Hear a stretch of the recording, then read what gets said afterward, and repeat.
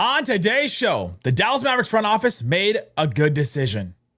They're not one of the teams listed to trade for Kevin Durant. I think that's a good thing. We'll talk about why and how that changes things in the West on today's Locked On Mavs. Stop it! Stop! The number one pick will go to the Dallas Mavericks. Cooper Flagg will fly in Dallas. Dogs, all of us, all five. You are Locked On Mavs. Great, Your daily Dallas Mavericks podcast. No one's dying. Part of the Locked On Podcast Network. Still can't leave.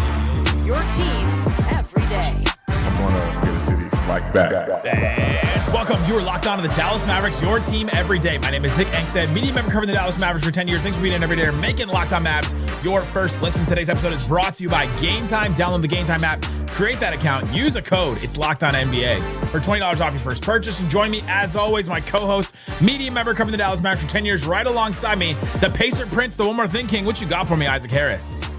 Yeah, I had a conversation today with my wife. She got this phone call and she was like, hey, someone's asking about you, how well you coached the rec league team, like Roman's team. It was 6 and under. This local Say your young team. son. And they're just calling because they heard, did a pretty good job coaching the team. And I was like, what's the name? She's like, his name is Leon Rose. He's requesting permission to speak with you, but now she denied the request. She said we're good. I don't want you to speak to him right now. So we're good. We're happy where we're at, and HEB, and it's pretty good. So.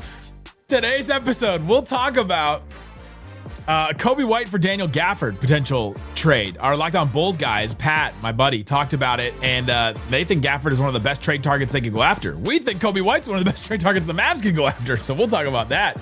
We'll also get into Kevin Durant now. He could change the landscape of the West, but let's start here, Isaac Harris. The Knicks officially requested permission to interview Jason Kidd, and then the Mavs, like many thought, declined and officially declined, and then you move on, right? It's done, right? It's over, right? No more? Here's the thing. James Edwards of The Athletic, who covers the Knicks, reported that he doesn't think that it's done. He thinks that the Knicks will take that first no and will not take it as a full no, and they will go back and approach the Mavericks again at some point. And so now where we are with this story is it's on the Knicks. If they want to try and do it again, if they want to go after Jason Kidd again, if they're really dead set on getting Jason Kidd being their coach, then go for it. And then we'll talk about it then. But it's nothing now. It's done now for now, but we'll see. And this all happened because we do believe that Jason Kidd did have interest in this job, and that's why this was the quote-unquote saga that it ended up being. Yeah. I'm just ready for it to be done. So It could be, but it could also not be. either way, if he's in New York, let's just be done with it. If he's in here, let's be done with it. It's carried on too far, and some of it's just been unnecessary on Dallas's side, and yeah, it's messy for no reason. We have a freaking Cooper Flagg coming to town next week, and then we have him getting drafted in a Mavs hat in a couple weeks. So that should be the only focus right now. Absolutely. And so until the Knicks make it a story again, we're going to keep moving on until they hire a coach. It is what it is. So let's talk about Kevin Durant. The big story that came out today was Shams Charania posted a report. Phoenix Suns and Kevin Durant's business partner, boardroom CEO, great name drop there, Rich Kleiman, have met multiple times over the past week and are sifting through trade scenarios. Sources told ESPN two sides are expected to work out a deal on potential destinations they've brought up. Mainly feature the Houston Rockets, the San Antonio Spurs, the Miami Heat, and Jason Kidd's New York Knicks. Just kidding. Several wildcard suitors have made inquiries on Durant the past 7 to 10 days. So I'm going to start by saying this. I'm going to give the Mavs credit because a couple of weeks ago, even like a month ago, or maybe more than that, we were talking about, well, the Mavs are going all in. They're going all in with Anthony Davis. They made this trade. They want to be a win now team. They're going all in. They might as well just go get Kevin Durant. And we talked about Kevin Durant for like a week because that was a potential scenario. He was getting traded around the deadline. And we were like, all right, you might as well take some of your pieces, trade for Kevin Durant, Kyrie, Kevin Durant, Anthony Davis. Sounds fun. Let's go for it. You might as well. You're all in now. And now the Mavericks have Cooper Flagg. Things have changed. Kyrie got injured. And now we're like, okay, this is a different scenario for the Mavericks. And I'm glad that the Mavericks are not pursuing Kevin Durant. They could still. They have been a team that has worked in the shadows. We've learned that the last couple of years. I'm not going to put anything past them, but No way. to not be one of the teams that's like, oh, the Mavericks are desperately wanting to go after Kevin Durant, I think is a positive thing because I think it shows how they're focused, what they're focused on, and it's the right things. Yeah, I mean, on paper, it's like, oh, he fits everything that Nico would want to go after for this like win now timeline and all of that. But yeah, I mean, Dallas not being on it, we have these, these teams that are interested. I think Sham said that Minnesota was part of that too. Yeah, Minnesota, New York, the Heat, the Spurs, and the Rockets. Oh, okay. When you look at it, just out of curiosity, you tell me like we don't know what the exact packages look like from these teams, but try to take the rest of the rosters and teams out of it, and I just throw at you these types of packages. Which one is like the most appealing to you? Like Julius Randle and picks, Devin Vassell and pick 14. There's salary fillers and stuff in there, Sure. but like the main pieces of this: Wiggins, Khalil Ware, Andrew? Wiggins, Ware, and Jaquez, and then like Jalen Green, some combination of Jalen Green, the 10th pick, Dylan Brooks, maybe. I don't know. Like, these are the type of packages I think it's going to be. I don't think that we're going to get some crazy multiple firsts, one or two young players. I don't know. I could be wrong, but that's just the type of deals I think it's going to take. And I don't know. I feel like San Antonio's the probably betting favorite right now. Yeah, that they would just go for it and go trade. Like, they have Harrison Barnes. They have Vassell's contract you mentioned. Like Vassell and, Harrison plus Harrison Barnes contract. And I don't know, throw him some seconds or something like that. It doesn't feel like it's going to take much because Kevin Durant's going to be 37 in September. And he had a great year. He's still a really great player. This is not like Kevin Durant is washed. It's just how long are you getting this player? You're probably like a couple more years. And Kevin Durant has moved around here the last couple of years too. And so I think that it's interesting. Is Jalen Green, Dylan Brooks, and 10 too much? Maybe. Because at that you're it keeping depends. Amin, Şengün, Jabari, Tari Eason, Reed Shepherd, however you feel about him. Mm-hmm. You're still keeping a ton of your young guys. So I don't know. That I feel like San Antonio is definitely getting some type of like second lottery pick. Like they're getting not San Antonio, Phoenix. I think they're getting some type of, whether it's the 10th from Houston, the 14th from San Antonio. I think they're going to get some pick through there. And then everybody can hype up their Jace Richardson mock drafts as far as draft a Michigan State player. Yeah, right. But it isn't going to be a huge trade package like it has been in the past, right? But this could maybe drum up a bidding war, right? You get a little bit more from each of these teams. But I think you're right that I don't think it's going to take a lot. And that being said, I think it's a better thing that the Mavericks are not in this because they could give up contracts. They have some picks. They could get there. They could get to the asking price for Kevin Durant, I think. But I'm glad they're not doing it because it takes depth. You're seeing right now with the Pacers and Thunder, it takes depth to get it takes depth to get to the finals and get through the playoffs. It takes different kinds of looks. It takes a different approach. And it also is very hard to build a team around multiple $50 million players. And Kyrie, according to Mark Stein, he may go after the 3-year, $40 million a year deal, which I think is a positive. We talked about that a couple times already. But it's just very hard to build a team around that. And so I'm glad that the Mavericks are not going up. That's my big takeaway from the KD thing, even before like what it means for the other teams. Yeah, just salary wise alone. It's not as much as like KD the player, KD the fit. And even if Dallas did go out and traded 3 or 4 players to get him, there's worst case scenarios, I think, for me. There's an easy path to like talk yourself into it and be like, all right, like, yeah, wouldn't have done it. We did. Yeah, it's like wouldn't have done it. I disagree, but it's like I see it, and it's it's 1 year, it's whatever. But I'm glad that Dallas isn't like attached to that, and I think that you got to value, especially with the how the roster's made up, you got to value this depth that you have right now, or what you're going to be going for this offseason. it's a good move that the Mavericks are not going after Kevin Durant, but other teams are. How will it change the landscape of the West? The Suns, will he go to the East? Will he go to the Spurs? How does that change things? Will one of the Texas teams get better? Let's talk about all that and more. Come on. Episode of Locked On Mavs brought to you by Game Time. Download the Game Time app, create an account, use the code Locked On NBA, get that $20 off your first purchase. There's all kinds of great things on Game Time. This is one of my favorite things to do. Is just go to Game Time, pull up the site, and just say, all right, what are the popular events in Dallas right now? Rangers against the White Sox. Okay, Pierce the Veil at Dos Equis Pavilion. Giants at Cowboys, selling tickets before the CONCACAF Gold match there, and we've got Luke Bryan, Benson Boone, Wu Tang. There's all kinds of greats. Lil Wayne, Dua Lipa. You know, there's another Dua Lipa. She has a sister. There's Dua Lipas out there. John Legend. Have you ever been to a John Legend? Have you ever been to a John Legend concert? Of course I have. He was at the John Legend concert when he decided to do this pod. All kinds of great stuff on Game Time. Go check out all the views from your seats, the zone deals that they have. It's awesome. I use Game Time all the time. Take the guesswork out of buying tickets with Game Time. Download the Game Time app, create an account, use the code LOCKEDONNBA to get $20 off your first purchase. Again, terms apply. Use the code LOCKEDONNBA for $20 off. Download Game Time today. Last minute tickets, lowest prices, guaranteed. Shut it down! Let's go home! Thanks for hanging out with us on Locked On Mavs, being part of the show, part of the Raccoon Squad. That's what we call our listeners. We appreciate each and every one of you for hanging out with your little raccoon hands and listening to the show every day. We appreciate you. Check out our text line, 214-643-8637 is the line. You get Mavs Rumors sent straight to your phone right away, news updates. We'll do game previews and stuff, Q&As all throughout the offseason and the season and all that. So check out that. We're talking about Kevin Durant, and I'm glad the Mavs are out of it.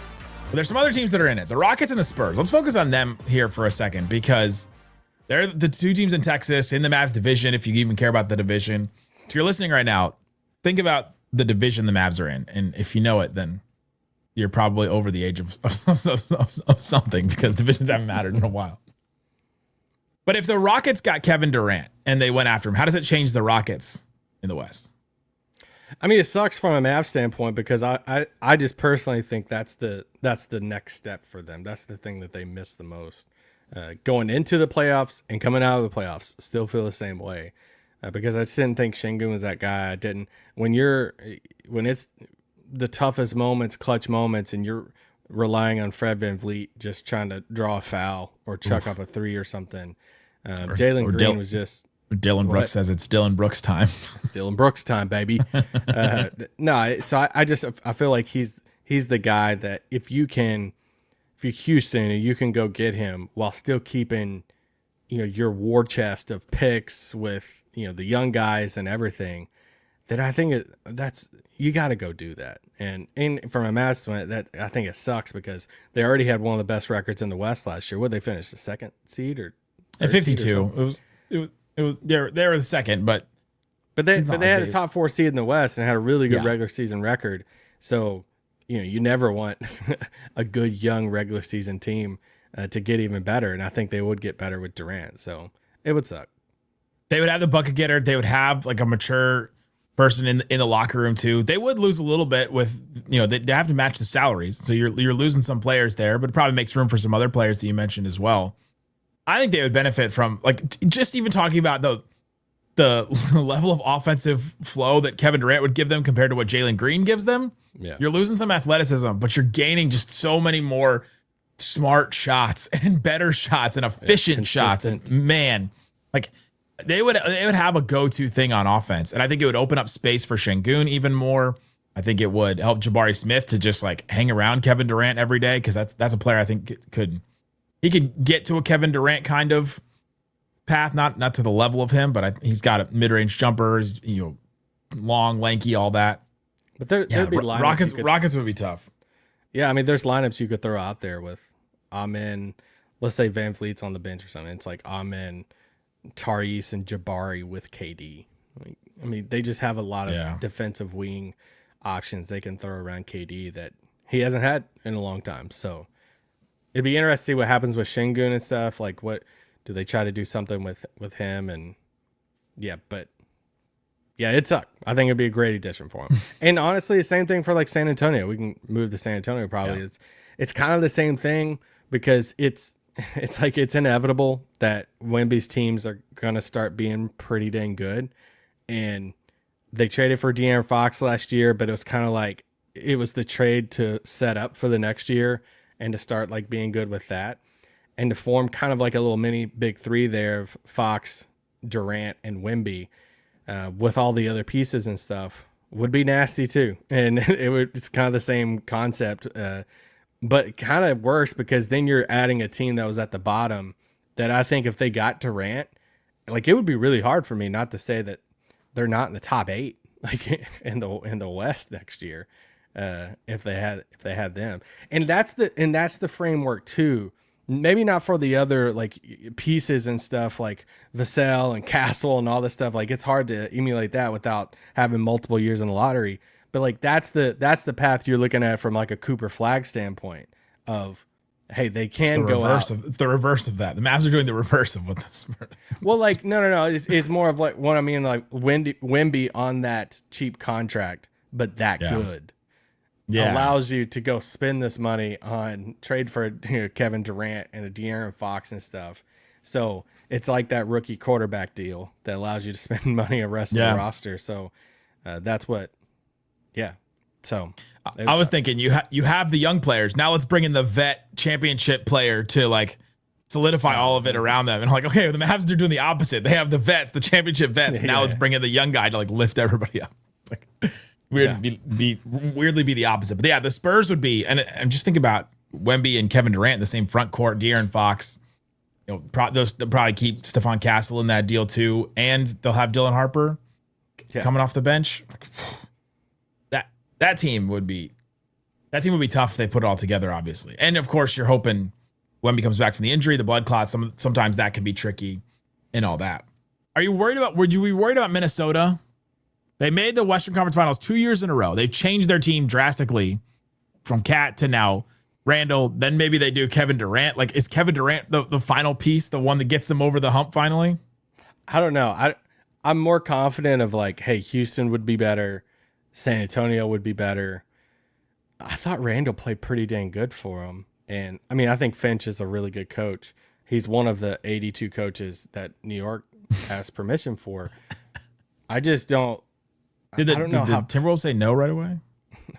I don't know how confident I would be of saying like, oh, they're for sure better. It'd be cool to see him and Ant play together.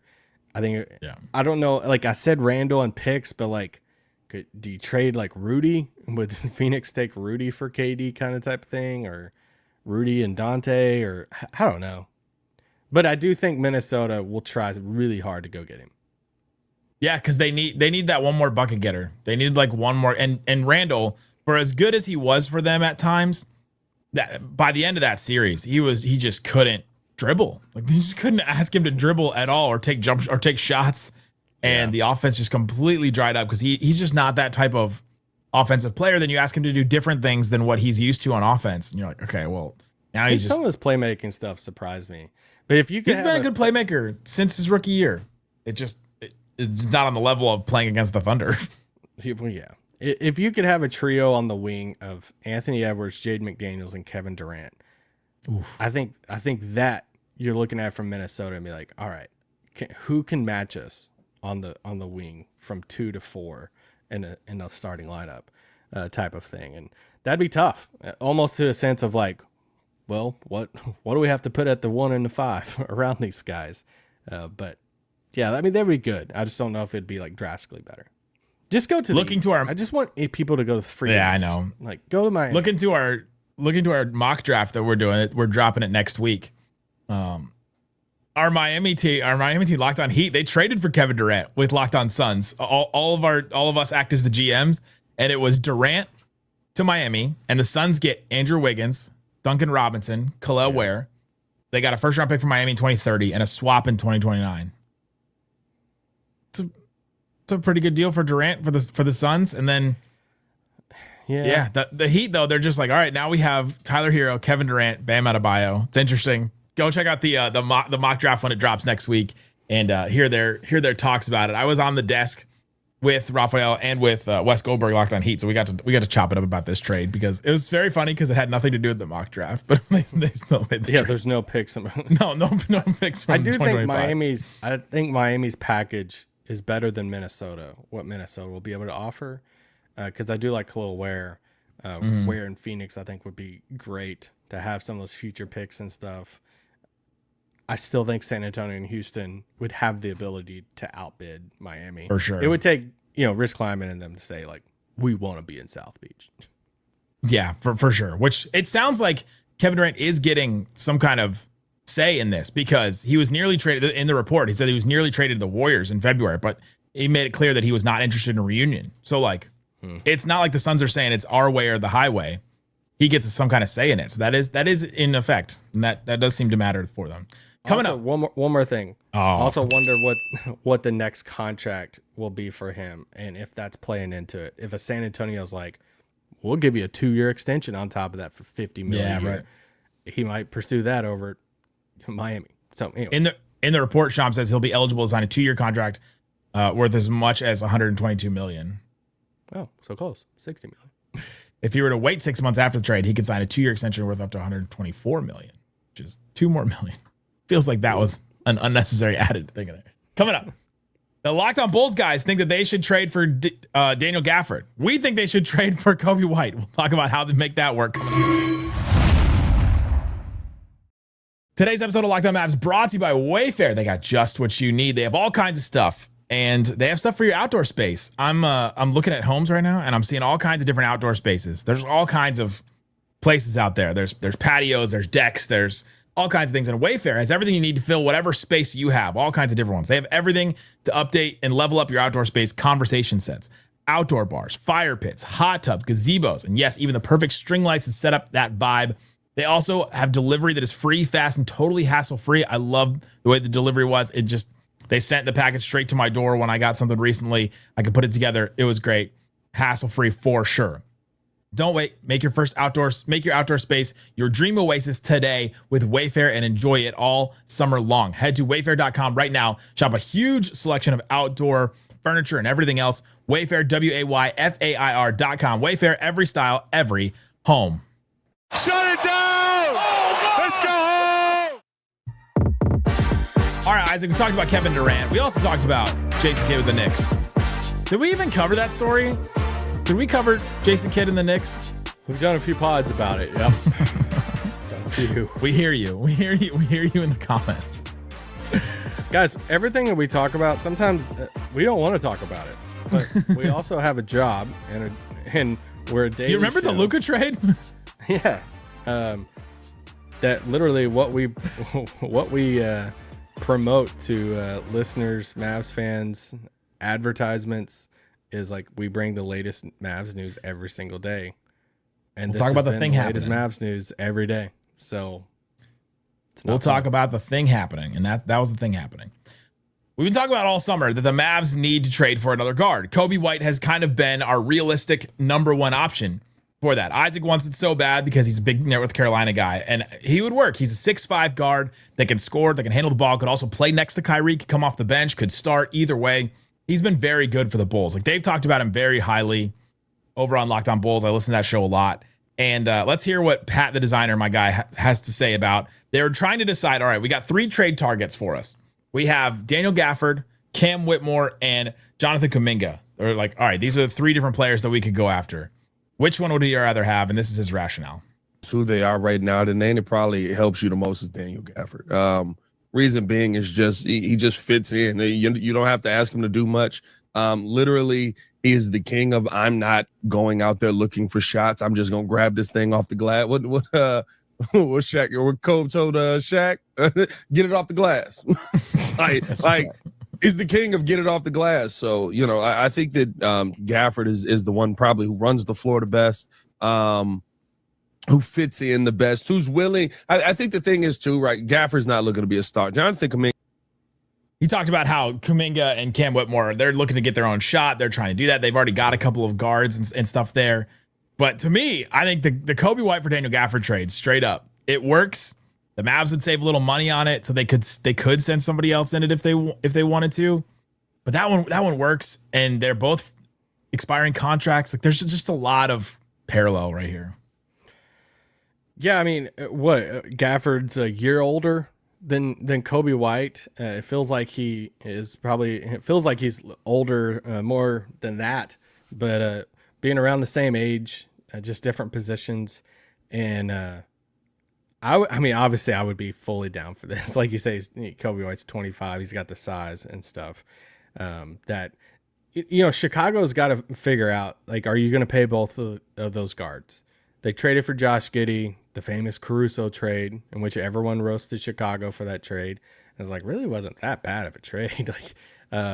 But they got to figure out what to do with Giddey this offseason, restricted free agent. So if you're going to dish out a ton of money to him, how committed are you to that backcourt if you're going to hand Coby White a new deal, because he's going to be an expiring contract this coming season, or next season. I don't know how to even word that. This coming season, next season, we're still in this. I know. Season. As soon as the financial year turns over, yeah. And then they have the 12th pick, and they could pick another guard. There's a bunch of guards in that range, right? Yeah. Yakuchonis from Illinois, Jeremiah Fears probably. In that range, like, Jace Richardson, maybe even Yegor Demit. Like, there's a bunch of guards in that range too. It'd be funny if they went with Yegor Demit and had Josh Giddey. They're like very similar players. Spider-Man meme. Yeah, it's like we want to play the exact same way no matter who's on the floor, Josh Giddey or Yegor Demit. Let me ask you this question about Coby White, because I think I've seen some people throw out there like, dude, I don't want to pay him like this massive deal once you get him, because obviously if you're trading for him, you want to try to commit to pay. Now, I will say, if it's just a straight Gafford for Coby White straight up, I think you make that deal even without a commitment to, like, I'm going to pay him like a big deal. Because either way, you're going to have to, like, figure out. I think if you're attaching a first-round pick, you're attaching more stuff to Gafford to get Coby White. It feels like you got to attach something more with Daniel Gafford to get Coby White, but could be wrong. I'd be happy to be wrong in this scenario. But let me throw at you some things. I was looking at other guards in the range of like money that I feel like if you're his agent, you're going to Chicago with, or other teams, and saying, this is what we're going for. Like, you're not on the Tyrese Maxey, De'Aaron Fox level. Like, you're not going to get that type of money, right? No. Okay, so then after that, it feels weird because this Emmanuel Quickley contract is like this like outlier that New York gave him, and he makes like $32 million a year. And I was like, dude, I haven't even seen a Quickley highlight, it feels like, in 2 years. Well, he's been hurt a lot for the Raptors, and then he's been quote unquote hurt for the Raptors, where they take him out. But you start looking at a couple of these other players here that I think his agent's probably going to look at and say, hey, this is the type of money we want.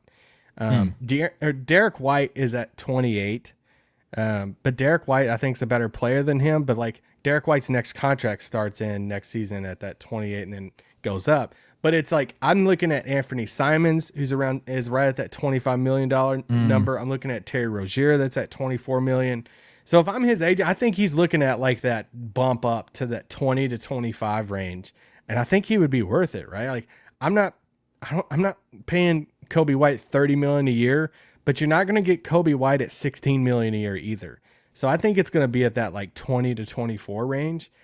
And honestly, with how the salary cap's going and everything, I would do it. I would. Obviously I would. I like Coby White, the player, and everything. So would you trade Omax for him? Yeah.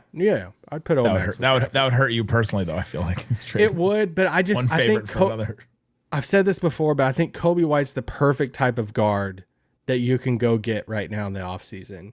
That he bridges the gap for Kyrie to come back. He has been used to, like, he can come off the bench too. He can play with Kyrie. He's big enough to play with Kyrie. Like, I think you can trust him in playoff games and stuff. You have a reliable, better, younger version of what Spencer Dinwiddie is in a Coby White. So I think he just fits every bit of the bill that you could get this offseason. And it's a guard long term, right? That you could play with Cooper Flagg, could make him better, and Cooper Flagg can make him better, and all that. Like, you need to start investing in a longer term guard, player here, because the Mavericks have Kyrie, who's going to be 34, coming off of the injury and all that. He's going to be good for right now, but they need to start looking into the future for that, for sure.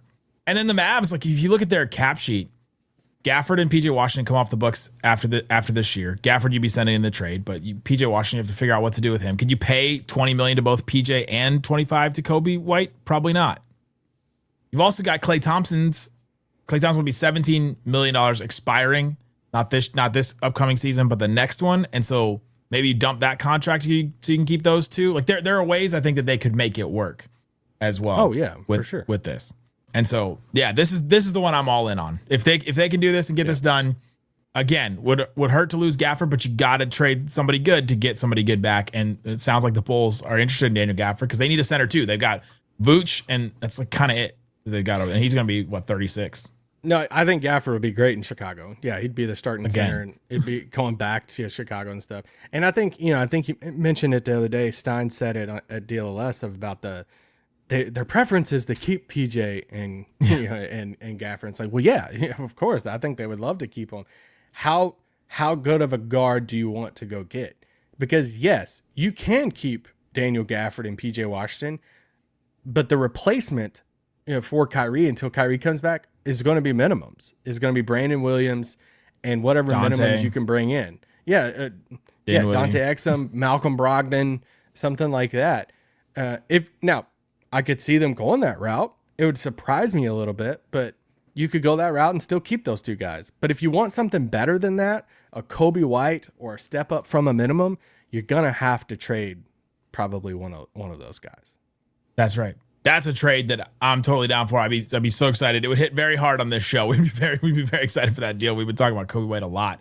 So go check out Locked On Bulls. Great stuff from those guys all the time. We'll also have more stuff tomorrow talking about the Dallas Mavericks. Hopefully not talking about Jason Kidd anymore. Guys, thanks for hanging out with us on Locked On Mavs. Peace out. Boom. The Kidd stuff was tumultuous. Is that that's I said it right?